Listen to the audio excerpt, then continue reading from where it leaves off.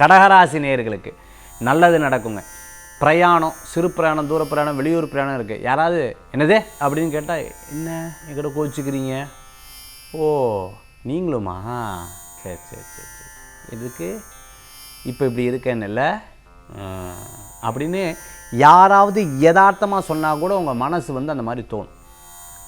ரொம்ப அப்படியே எல்லாரும் லைஃப்பில் இப்படி இருந்துட்டுருக்கேன், எல்லாம் செல்ஃபிஷாக இருந்துட்டுருக்கேன். சே என்னடா அது இப்படி ஒரு நான் என்னத்தை பண்ணினேன் நான் அப்படிங்கிற யோசனை, எதை எடுத்தாலும் தப்புன்னு சொல்கிறாள் எல்லாருமேங்கிற எண்ணங்கள் இருக்கும். அப்படி கிடையாது, மாறிடும். கார்மெண்ட்ஸ் துணி கடை வச்சுட்டுருக்கவங்க, கார்மெண்ட்ஸ் சம்மந்தமாக பண்ணிட்டு இருக்கவங்க, பொட்டிக் வச்சுட்டுருக்கவங்க, டெய்லரிங் ஷாப் வச்சுட்டுருக்கிறவங்க, நூல் சம்மந்தமான பஞ்சு சம்மந்தமான வியாபாரம், அட்டைப்பட்டி சம்மந்தமாக பண்ணிட்டு இருக்கிறவங்களுக்கு, மிகப்பெரிய நிறுவனம் நடத்தின்ற ஒரு கம்பெனி சிஇஓ மேனேஜராக இருந்துட்டு இருக்கிறவங்களுக்கு அனுகூல்யத்தை தரும். கண்டிப்பாக நல்ல மாற்றம் இருக்கும். அனுபவம் தாங்க ஒரு பெரிய பாடம். கூடிய சீக்கிரம் நல்ல மாற்றங்கள் கிடைக்கும், மிகப்பெரிய வெற்றிகள் கிடைக்கும்.